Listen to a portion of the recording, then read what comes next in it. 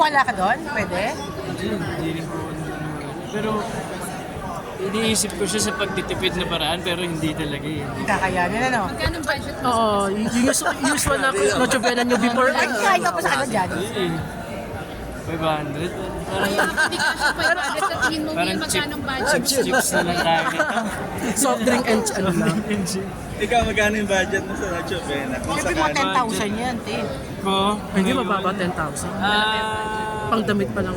Hindi ko Pagkain pa po na siya. alam, pero parang this Christmas, gusto ko pong maghanda talaga para sa family ko. Kasi sobrang busy po yung schedule. Kumbaga, ito na lang po siguro yung way para makabawi ako sa kanila sa mga oras na nawala sa akin. Kasi puro work natin. Will, nakakatulog ka pa ba? Kasi reklamo ni Dustin, sa sasakyan na siya natutulog dahil Same po. Nasakyan na lang din kami talaga natutulog. Pero meron naman po mga araw na nakakatulog pa rin talaga kami. But at the same time, syempre mas naman po talaga yung work. Fighting. Sobrang grateful po kami. Happy. Ano pili mo sa premium mo sa TV? Ang hirap ang nakatayo mo. Actually, ano ba? Hindi mo pa nakukuha. Sinisave ko pa rin po siya. Kasi may mga plans po na mas kailangan ko.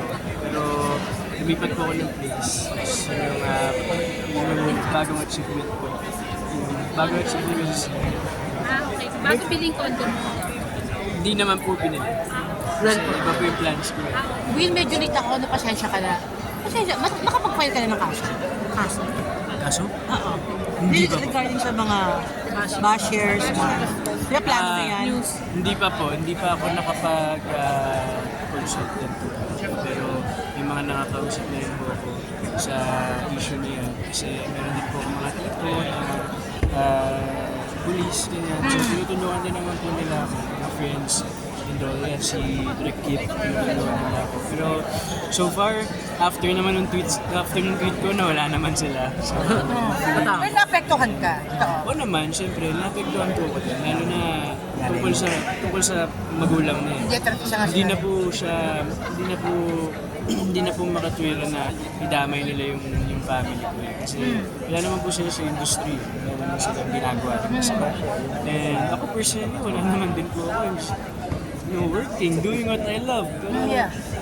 well, wala naman din po talaga tayong magagawa. Kasi meron masasabi rin po yung ibang mga tao. Pero hindi ka ba naniniwala na once you became an artist, pag naging artista ka na, magiging part na talaga ng buhay mong intriga, and good or bad publicity is a good Yeah, publicity. totoo naman po yan. Siyempre sa industriya po natin, nandyan na po yan ever since. So ako, tanggap ko naman po yun. But at the same time, kaya nga po nung sinasabi ko rin kanina, parang deserve din naman po namin na magkaroon ng boses para ipaglaban kung ano po yung pinaniniwalaan din po namin. At pinaglalaban namin mga tao. You are being paired with Bianca. Tama ba ako? With Bianca. Bianca. Tapos kay Gastin. Ikaw ba mas okay sa'yo pag love triangle? Or gusto mo solo actor ka lang o solo love team? Hindi naman po ako. Actually gusto ko mag-explore eh. Dami ko pong gustong gawin na characters. So kahit anong characters po ibigay sa akin at tanggapin ko rin po. Happy po ako. Kahit ano. Pero like ito ba, syempre nandiyan ang Will ka na lagi na support sa inyo. Tapos diba, nga, meron ng couple tattoos yung dalawa. Hindi kaya magselos yung Will ka. Bakit ba wala silang couple tattoos din? Diba? Ganun gusto niya meron eh. Siyempre, nasa kanila naman na din po kung paano nila i-take. Pero again, kami, we're so grateful sa support na pinapakita nga po nila sa amin. Itong pelikulang Love You So Bad, excited kami mapanood kasi para sa kanila din po. Last question. Ano yun how does it feel na, ano yun? Igo, ano ka na? Sige. Will, your book and peace, how do you reward yourself? Reward myself, siguro. Merienda. Nagpiperienda. Ano ba? Mga hilig ko, sapatos, yun alam yun lang po muna sa ngayon. Kasi hindi pa po kami pwede out of the country, wala pa po mga out of town. Hindi pa po talaga nagkakasya yung schedule. Pero siguro pag nagkaroon po ng time, doon ko po i-grab yung opportunity na yan para makapag-travel at makahinga. Okay. Last question Ano po, lang sorry. feeling to be part of Bar Boys and working with Carlo and Miss Odette? Nakakatuwa, super. Kasi bago po ako pumasok ng PBB, nag-audition nga ako para sa character ni Arvin Asuncion. Kaya nung nandun ako sa loob, kinakabahan ako kasi ang tagal ko na nga sa loob, hindi ko alam kung magagawa ko pa rin yung itong bar boys. Pero ayun, naabutan ko naman siya. Working with them, sobrang dali nila pagtrabaho. Lalo-lalo na ng mga oras na kailangan ko talaga na mag-ground ako kasi yun yung time na overwhelming ko po yung mga nangyayari na sobrang nakakabigla after 100 plus days, biglang ganun na yung kakaharapin mo.